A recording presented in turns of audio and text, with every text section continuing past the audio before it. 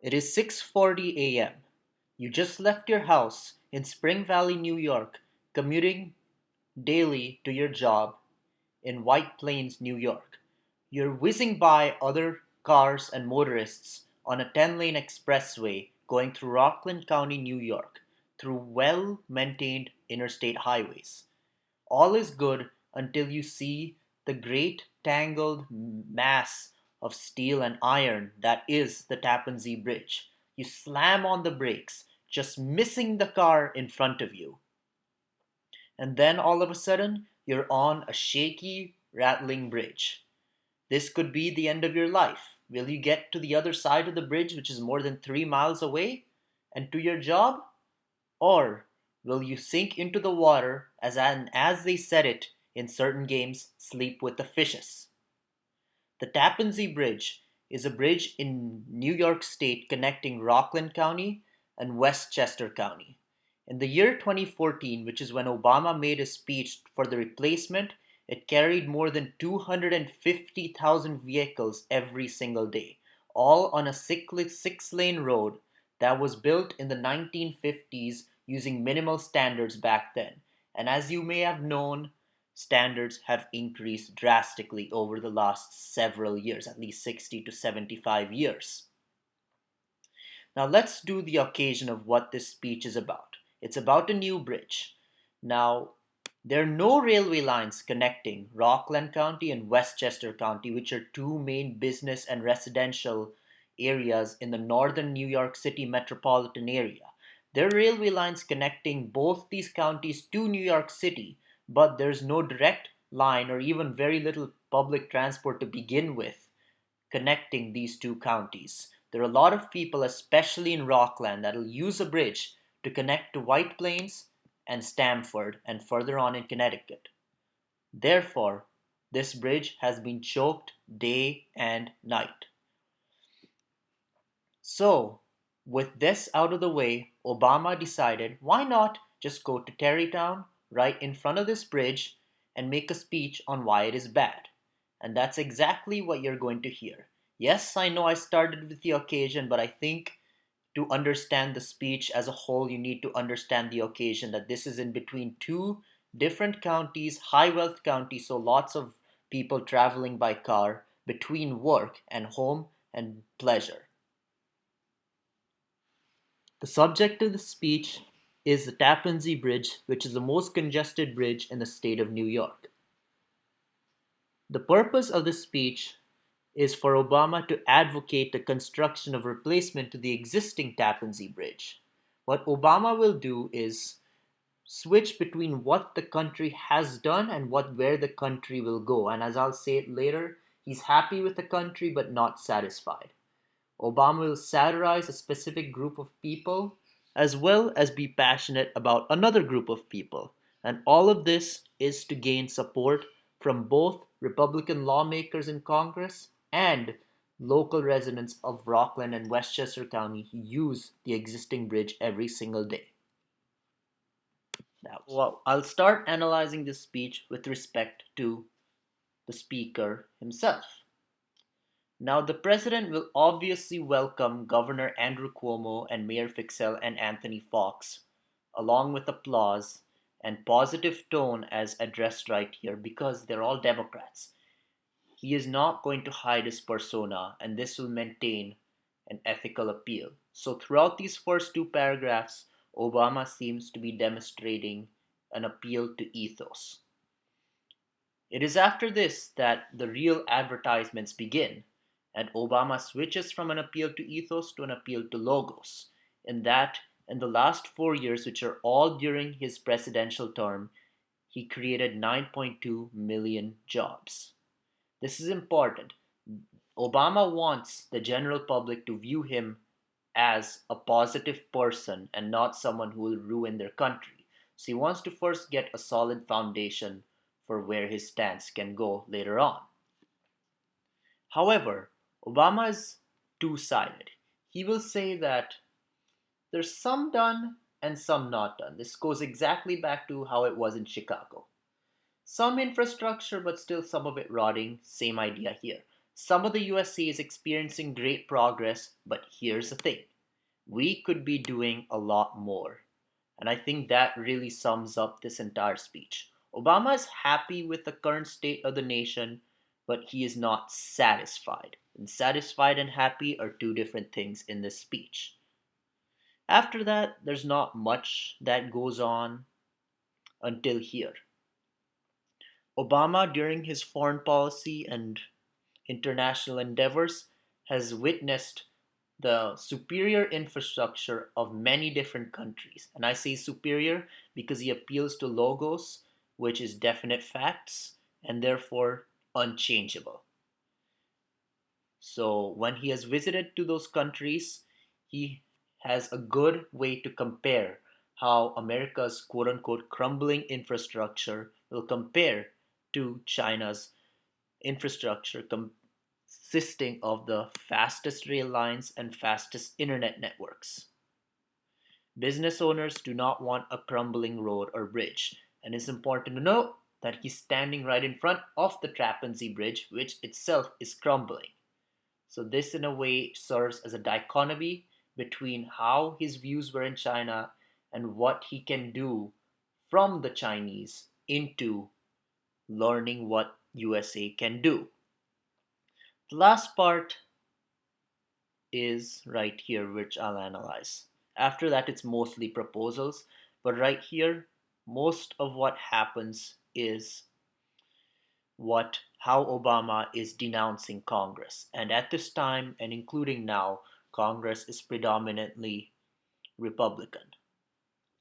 He states that some states are already starting to slow down work because they're worried Congress won't untangle the gridlock on time. That is true. Now it's important to note, though, that before, with a positive tone, he was applauding what he and his administration have been doing, and then again he's going to denounce what the Republicans are doing. The tone of this speech ranges from matter of fact, passionate, sardonic, and sincere. The speech starts off with a sincere tone. This is evident because Obama is applauding his fellow governor of New York, Andrew Cuomo, and that this is a gorgeous part of the world and I'm lucky to be here. He also compliments Anthony Fox, who will talk about, quote unquote, one of the best ways to create new jobs and spur our economy. These positive connotations connect to who these guys are and, more importantly, the relationships between these guys and Obama. Obama continues now with a more passionate tone in that he shows more pride in what he has done. He states that we have been steadily fighting back, which displays persistence. He also states that flatlining auto industry that was flatlining is now booming, again persistence. So this all shows that Obama is passionate about his duty as a president and what he has done in the last 4 years. However, the speech for much of the rest of the speech will change to matter of fact in that the USA can quote unquote be doing a lot more. He applauds where the USA is, but at the same time would like to see more infrastructure and more innovation to be constructed inside the USA. And he's also tying in this matter of fact tone with a more sarcastic and funny tone here because he says, as any commuter will tell you, it is crowded. That is obvious, but he does that to catch the reader attention, and he relates towards the reader in this particular paragraph as well. Then he goes back to more of a sincere tone with Cuomo and what he has done in getting this bridge to be built, and he continues on with basically a positive tone until here he says, but we can do better. And he goes back to, now this is more of a sarcastic tone as well, especially we got more than 100,000 bridges that are old enough to qualify for Medicare. Obviously, that no bridge will ever need Medicare and that Medicare is for humans, but he uses this type of sarcastic tone to basically bring in the reader. Then he switches back to matter of fact, as I said before, and what the other countries, particularly China and the European Union, are doing with their transportation and infrastructure. Then displays a sardonic tone towards Republicans in that he states, since when are the Republicans in Congress against Ronald Reagan? Now, they're not definitely against Ronald Reagan, but what they're doing is ironically against many of Ronald Reagan's proposals in winning the Cold War, which are all related to, you guessed it, infrastructure. So, in mocking what the Republicans are doing and unintentionally going against what Reagan said 30 years ago, he's instilling some laughter in the audience. But then Obama put some more pride into it. He needs a can do spirit. A great nation does these things. A great nation doesn't say, no, we can't. But the Republicans and many other opponents would say, no, they can. So, in this way, Obama is passionate and sincere about what he's doing. Now, it's important to note that one type of audience for this speech will be obvious, and the other time will be not so obvious. Let's start with the obvious first. The obvious audience for this speech is the residents of Westchester County and Rockland County in New York. These are both wealthy counties. The average income is $195,000 per household per year.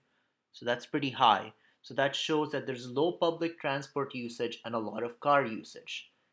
This is why the bridge itself is clogged, and advocating for a new bridge will win all these people over. Now, one of the biggest challenges for any public speaker is to win support from a big mosaic of people, not just well out to be mostly Democratic people of Westchester and Rockland County, but also the senators and representatives of Congress, particularly the Republicans. Now, while Obama places a negative connotation on Congress, saying that they seem, quote unquote, seem to have a different priority. Not only have they prevented so far efforts to make sure funding is still in place, what we've already got, but their proposal would actually cut job creating grant programs that have funded high priority transportation projects in the 50 states, unquote. Now, that's obvious that he's showing opposition to the Congress. However, Obama is not showing opposition to Republicans as a whole, and that's very important to note.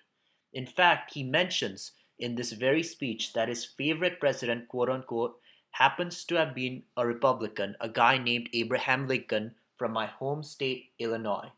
This connects who the speaker is with the audience. The speaker himself is not against Republicans, but he feels that even Republicans can make moves that can dramatically change and influence the economy and infrastructure of the area.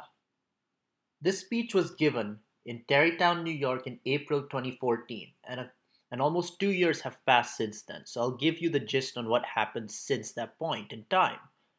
Just 4 months later, Congress approved the construction of the new bridge.